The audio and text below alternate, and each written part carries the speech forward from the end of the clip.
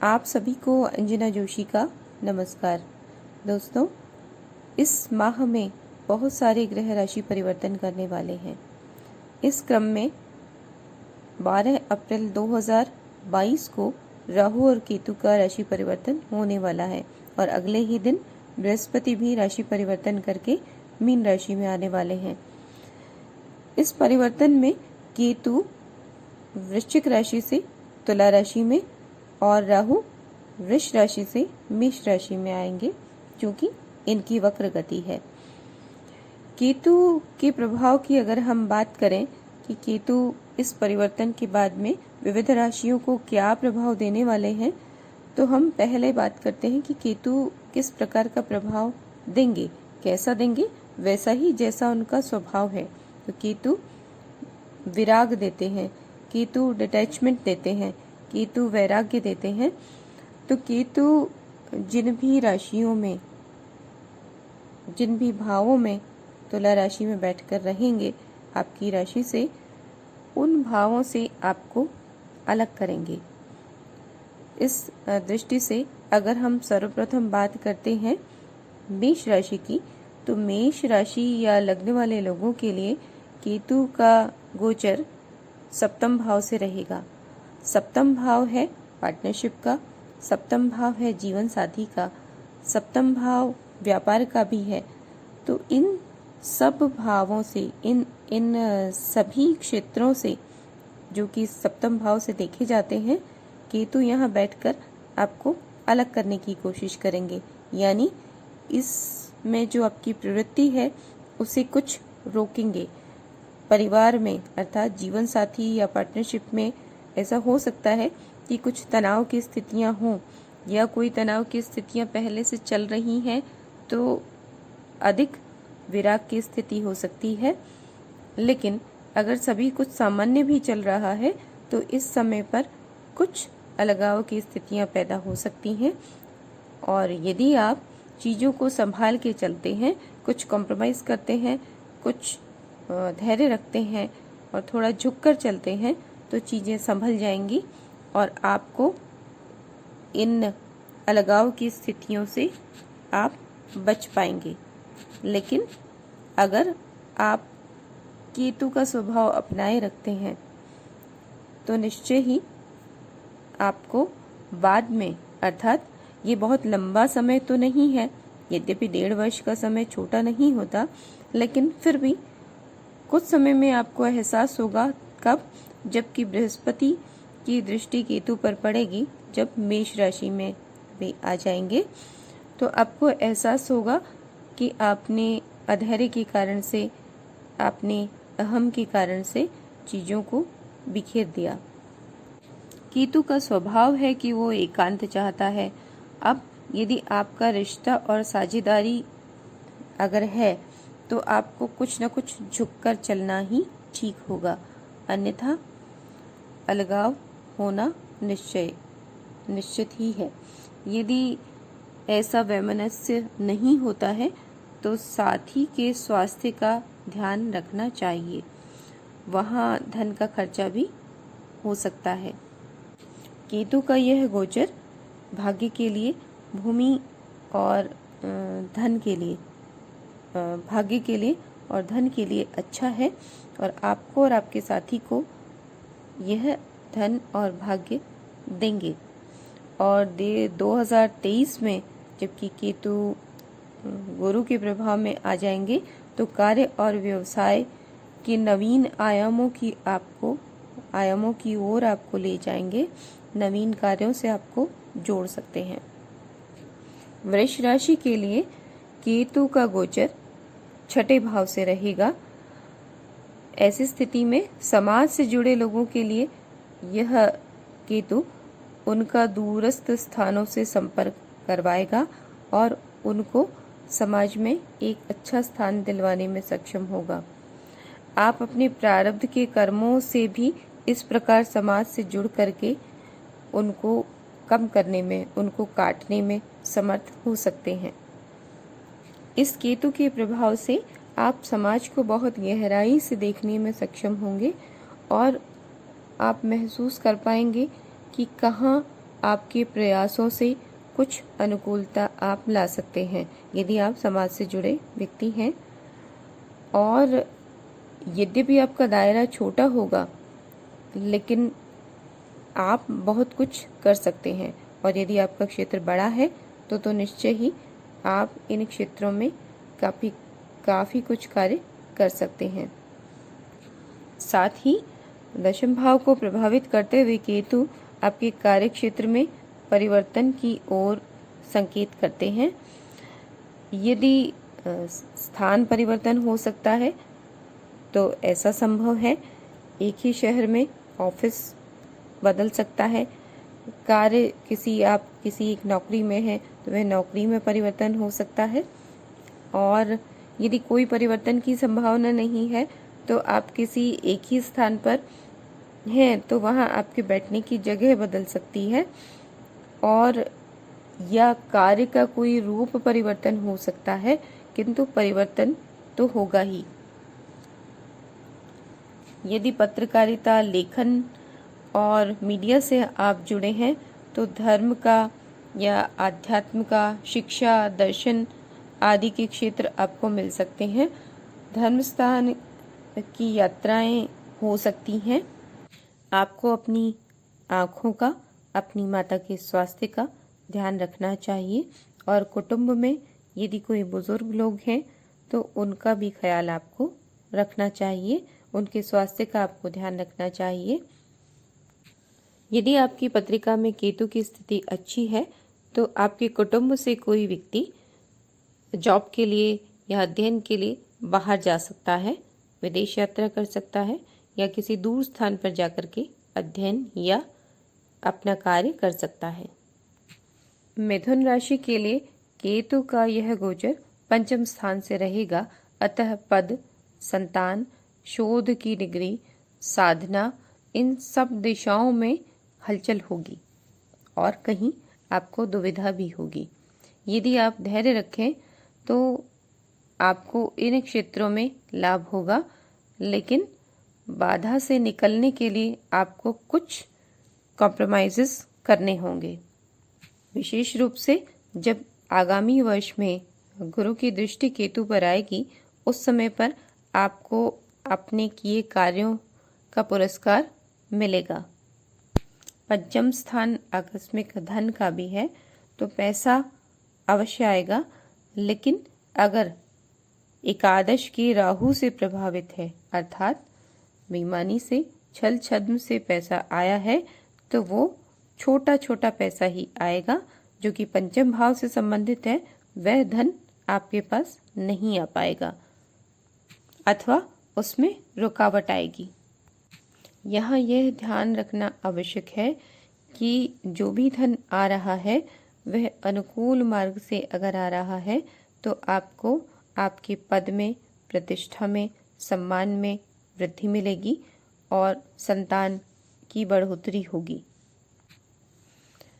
अध्ययन, जो एनजीओ वाले लोग हैं, अध्ययन से जुड़े जो लोग हैं, आध्यात्म से जुड़े लोगों को, जो कथावाचक हैं और जो टीचिंग करने वाले लोग हैं, इन सभी को इस समय में अनुकूलता मिलेगी जो कि मिथुन राशि के लोग हैं। लेकिन पति और पत्नी के स्वास्थ्य का आपको ध्यान रखना चाहिए। आपके तो लग्न और राशि के स्वामी भी बुध हैं और आपको इस प्रतिकूलता को दूर करने के लिए गणपति की आराधना करनी चाहिए और साथ ही हनुमत आराधना, जो कि राहु, केतु और शनि के शमन के लिए अनुकूल है, वह करनी चाहिए।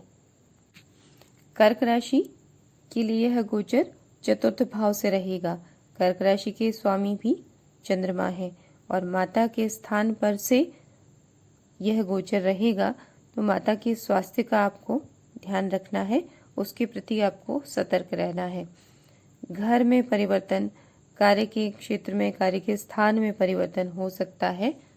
जैसा कि मैंने पूर्व में कहा कि आपकी राशि स्वामी चंद्र हैं और चतुर्थ भाव जहाँ पर कर्क राशि है वहाँ से केतु का गोचर हो रहा है, तो काल पुरुष की राशि कर्क जहाँ पर होती वहाँ से केतु का गोचर हो रहा है, तो आपको मानसिक पीड़ा हो सकती है। आपको प्राणायाम, ध्यान और मित्रों से अपनी बातों को शेयर करना चाहिए। आपको बातों को मन ही मन में नहीं रखना चाहिए, अन्यथा आप डिप्रेशन की स्थिति में आ सकते हैं। द्वादश पर यह दृष्टि आपको दवा पर खर्च दिखाती है, हॉस्पिटल का खर्चा हो सकता है और आपको पति या पत्नी के स्वास्थ्य पर व्यय करना हो सकता है, या एक दूसरे के परिवार के, विशेष रूप से माता पिता के लिए खर्चा संभव हो सकता है। इन केतु का संबंध अष्टम भाव से भी बन रहा है। कहीं आप रिसर्च से जुड़े हैं, शोध से जुड़े हैं, तो आपको उन्नति के अवसर मिलेंगे। सिंह राशि के लिए केतु का यह गोचर तीसरे भाव से रहेगा। तीसरा भाव पराक्रम का है, छोटे भाई बहनों का है, कम्युनिकेशन का है और इन सभी क्षेत्रों से आपको कठिनाई हो सकती है, अर्थात आप किसी कारण से अपने भाई बहनों को कष्ट पहुंचा सकते हैं या उनके कारण से आपको परेशानी हो सकती है। और साथ ही आपको वाणी पर नियंत्रण रख के, सतर्क रह के, विशेष रूप से कार्य क्षेत्र में आपको जो भी वार्ता या जो भी लिखना है या जो बोलना है उसे बहुत सोच समझ के बोलना चाहिए और छोटे भाई बहनों का ध्यान रखना चाहिए। यह भाव यात्राओं का भी है, छोटी यात्राओं का है, सामने दृष्टि तीर्थ यात्राओं पर भी है, तो आपको इस समय पर अनावश्यक यात्राएं नहीं करना चाहिए। और विशेष रूप से ग्रहण काल में जब सूर्य ग्रहण और चंद्र ग्रहण इस वर्ष पड़ने वाले हैं, उस समय पर किसी भी स्थिति में यात्रा अवॉइड करनी चाहिए। तीसरे केतु की दृष्टि सप्तम भाव पर रहेगी, जो कि जीवन साथी और पार्टनरशिप का है, तो यहाँ पर थोड़ा सा झुकने से आपको जो प्रतिकूलताएं दिखाई दे रही हैं उसमें सहजता और अनुकूलता मिल जाएगी। विवाद और अलगाव हो सकते हैं, तो आप उनसे इस प्रकार से बच सकते हैं। साथ ही एकादश भाव जो कि लाभ का है, बड़े भाई बहनों का है, वहाँ भी केतु कुछ डिस्टर्बेंस करेंगे, तो आपको पुनः यह सलाह दी जाती है कि आप अपने बड़े भाई बहनों की बात सुने, या अगर किसी कारण से कोई मिसकम्युनिकेशन हो रहा है या कम्युनिकेशन नहीं हो पा रहा है तो उसे करके चीज़ों को स्पष्ट करें, अन्यथा एक वर्ष में चीज़ें बहुत ज़्यादा उलझ जाएंगी और ये रिश्ते बहुत कठिनाई से पुनः ठीक हो पाएंगे। लाभ भाव की अनुकूलता के लिए आपको अपने बड़े भाई बहनों से सामंजस्य बना करके चलना चाहिए। कन्या राशि के लिए जो केतु का गोचर है वह दूसरे भाव से रहेगा। दूसरा भाव कुटुंब का है, आपके ससुराल पक्ष के परिवार से संबंधित भी है, आपके कुटुंब से संबंधित भी है, आपकी पत्नी का परिवार भी किसी रूप में इस भाव से जुड़ा हुआ है, आपके पति या पत्नी का परिवार। तो आपको इन सभी दृष्टियों से कुछ प्रतिकूलताएं और कुछ दुविधा की स्थितियां देखने को मिलेंगी। ज्योतिष से जुड़े हुए लोग, जो परामर्शदाता हैं, जो फाइनेंशियल कंसल्टेंट हैं और जो कथावाचक हैं, आध्यात्म से जुड़े हुए लोग हैं, समाज से जुड़े हुए लोग हैं, उनको इस समय में, उन कन्या राशि वाले लोगों को इस समय में अनुकूलता मिलेगी और उनका जो क्षेत्र है उसका विस्तार होगा। लेकिन कुटुंब से अलगाव, विवाद और सरकारी क्षेत्र में कुछ व्यवधान की स्थितियां आ सकती हैं, इसलिए आपको सतर्क और सावधान रहना चाहिए। तुला राशि के लिए यह गोचर लग्न भाव से ही रहेगा और इस दृष्टि से अगर देखें तो तुला राशि वालों का आध्यात्मिकता में झुकाव ये केतु बढ़ाएंगे। लेकिन दूसरी ओर सप्तम भाव में बैठे हुए जो राहु हैं, जो कि व्यापार के स्थान में बैठे हैं, जीवन साथी के स्थान पर बैठे हैं, वे इन चीज़ों को बढ़ाने की कोशिश करेंगे। तो ये जो दुविधा की स्थिति है, इसको आपको ओवरकम करना ज़रूरी होगा। यह दुविधा की जो स्थितियां हैं वो कैसे होंगी कि केतु आपको अलग करने की कोशिश करेंगे, राहु बढ़ाने की और प्रेरणा देकर के आगे बढ़ने के लिए प्रेरित करेंगे। ऐसी स्थिति में एक और विराम और एक और बढ़ोतरी, तो ऐसे संतुलन के लिए धर्म की शरण में जाना आवश्यक है। अतः यदि आप आध्यात्मिकता के साथ में और अपने कर्म को स्वच्छ रखते हुए निर्मलता के साथ में व्यापार व्यवसाय में आगे बढ़ने की कोशिश करेंगे तो आपको निश्चय ही सफलता मिलेगी। साथ ही यह जो कठिनाइयां हैं, यह आगामी 2023 में जब केतु पर मेष के गुरु से दृष्टि आएगी, उस समय पर और अधिक अनुकूल दिशा आपको मिलेगी। तुला राशि के जो केतु हैं, यह धन की दृष्टि से अनुकूलता देते हुए भी केतु असल में राहु के माध्यम से यहाँ पर धन का मार्ग दिखा रहे हैं, लेकिन केतु को राहु के धन का मार्ग पसंद नहीं आता। तो लक्ष्मी आएंगी, लेकिन उसका मार्ग जो है वो सरस्वती का, सादगी का होगा। इस राशि वालों के लिए जो राहु हैं वो व्यापार से धन देने वाले हैं और अच्छे लाभ की स्थितियां भी देंगे। तो ध्यान रखना आवश्यक क्या है कि व्यापार और व्यवसाय जो भी हो उसका मार्ग सही हो। वृश्चिक राशि के लिए केतु का गोचर 12वें भाव से रहेगा। 12वां भाव यद्यपि मोक्ष कारक माना जाता है, यह यात्रा और विदेश यात्रा का भी है। तो 12वां केतु आध्यात्म की ओर उन्नति देगा। आपकी साधना में विशेष वृद्धि होगी, लेकिन आपको लोअर एब्डोमेन से रिलेटेड जो रोग हैं उनकी समस्या से सतर्क रहना चाहिए। ऐसा कोई संकेत या लक्षण दिखता है और पाचन तंत्र से संबंधित भी कोई लक्षण दिखता है जो कि रोग कारक स्थितियां दिखा रहा हो, तो आपको स्थितियों को अवॉइड नहीं करना है। विदेश में या विदेश से जुड़े कार्यों से लाभ होना संभव है।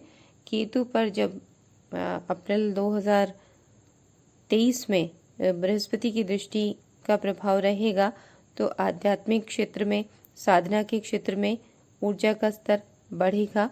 आप आध्यात्मिक क्षेत्र में अच्छी उन्नति करेंगे और आप प्रारब्ध के कर्म को काटने का सुंदर अवसर प्राप्त कर पाएंगे। धनु राशि के लिए, जो कि स्वयं बृहस्पति की राशि है, केतु का गोचर 11वें भाव से रहेगा।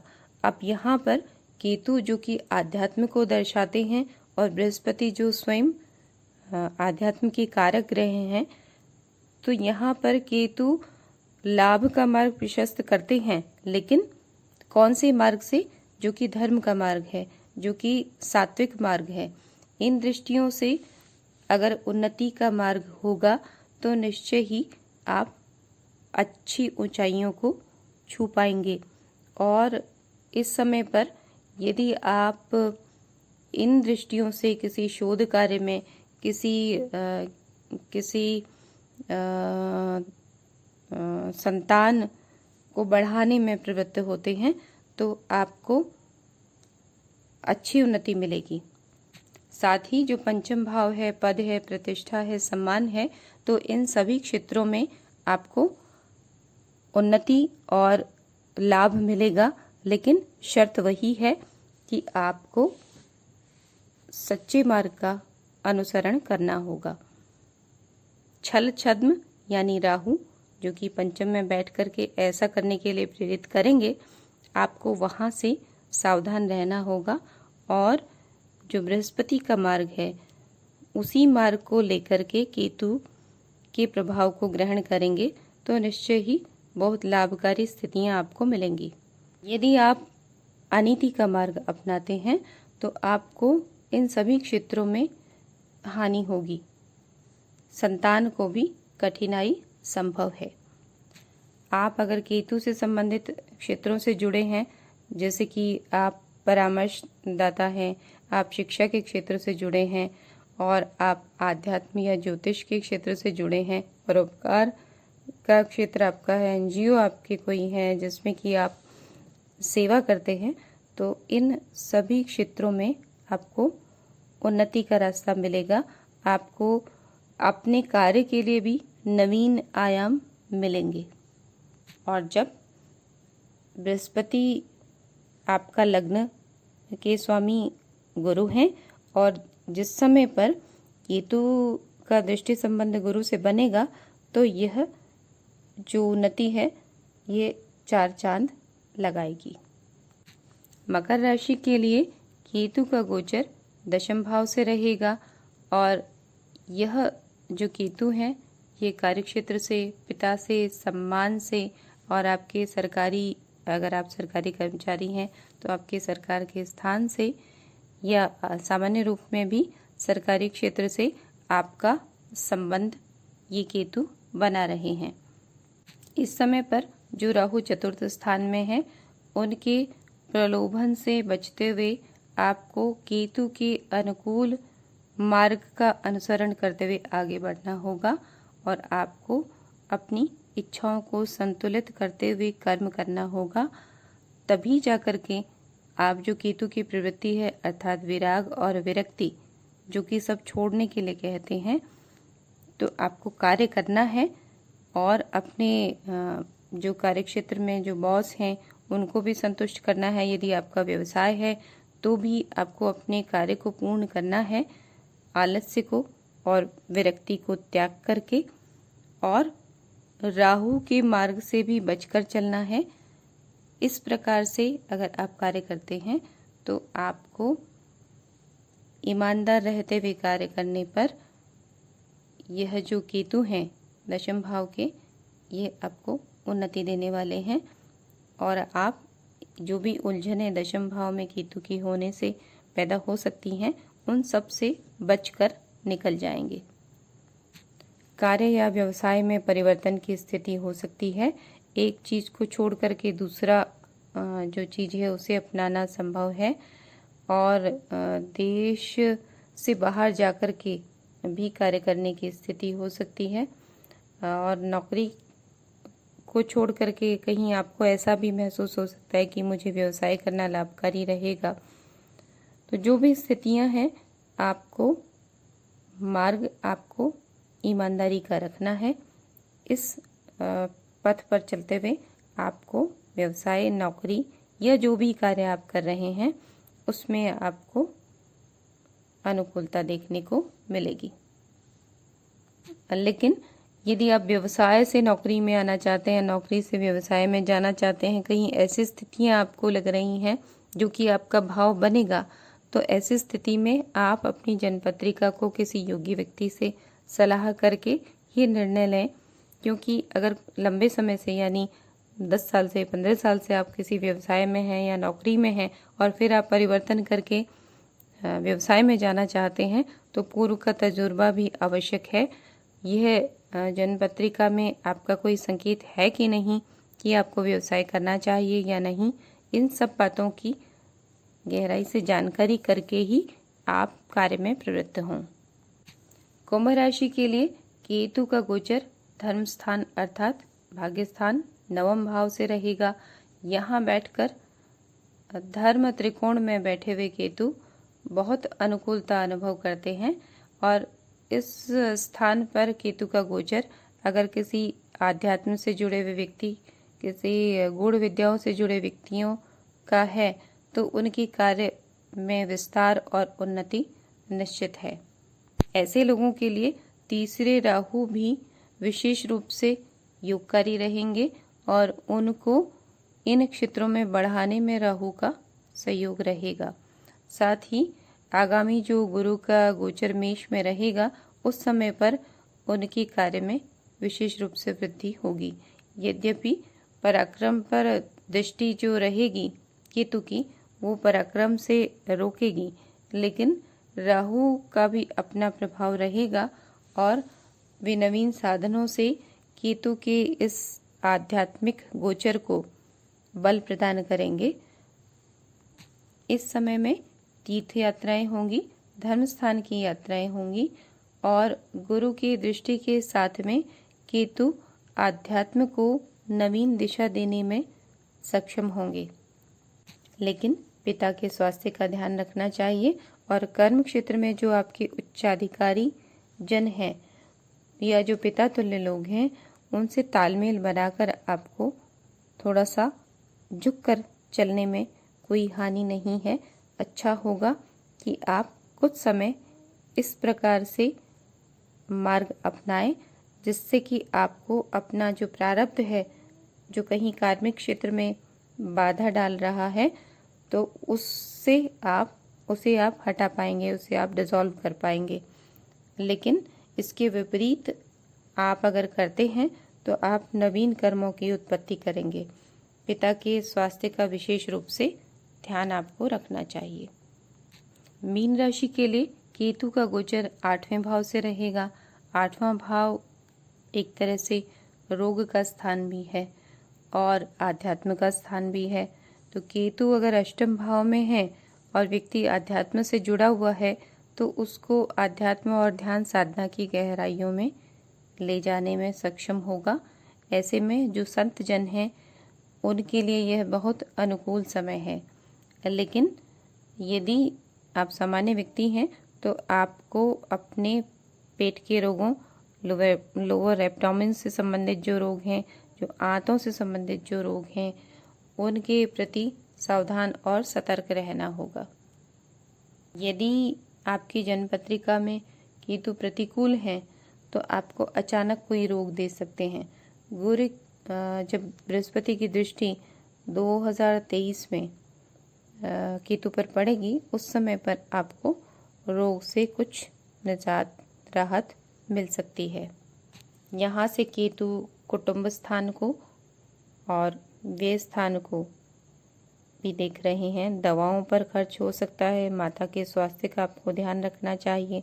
किसी कुटुंबीजन अथवा जीवन साथी के स्वास्थ्य पर भी खर्चा हो सकता है या स्वयं के स्वास्थ्य पर कहीं व्यय हो सकता है। तो इन परिस्थितियों के से निराकरण के लिए पूर्व में आप ऐसा कर सकते हैं कि आप कहीं हॉस्पिटल में किसी ऐसे स्थान पर आप कुछ दान कर सकते हैं। कहीं हॉस्पिटल में कोई गेस्ट हाउस या कोई खाने की जगह है, कोई कैंटीन है जो सरकारी है जहां सामान्य लोगों के लिए खाना उपलब्ध करवाया जाता है, तो इस स्थान पर आप भोजन की व्यवस्था कर सकते हैं। इस प्रकार से आप जो केतु का प्रभाव है उससे कुछ हद तक बचने में सक्षम हो सकते हैं। साथ ही आपको अपने परिवार की अभिलाषाओं का भी ध्यान रखना होगा, क्योंकि आप यदि साधना में हैं या आप यदि आध्यात्म से जुड़े हैं लेकिन परिवार आवश्यक नहीं है कि वह भी इसी दिशा में अपना रुझान रखता हो, तो आपको उनके प्रति जो आपकी जिम्मेदारी है उसका ईमानदारी से वहन करना चाहिए।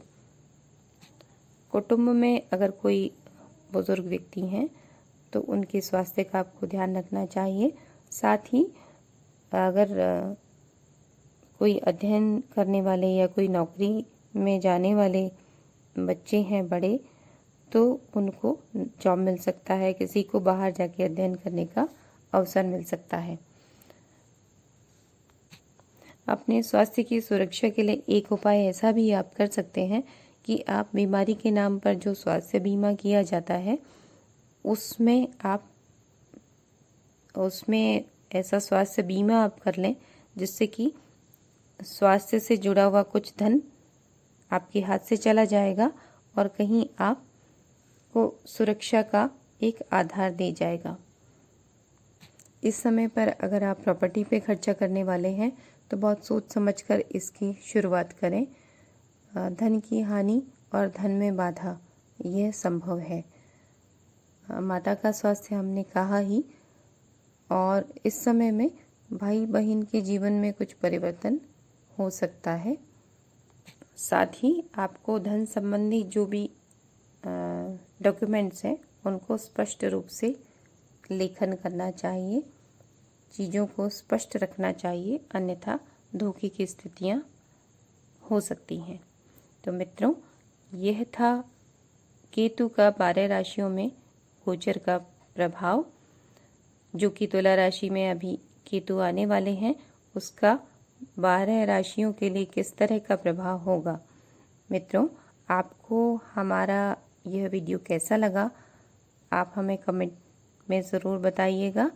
यदि आपको हमारा ये वीडियो अच्छा लगा तो आप इसे लाइक करिएगा, अपने मित्रों के साथ में शेयर करिएगा।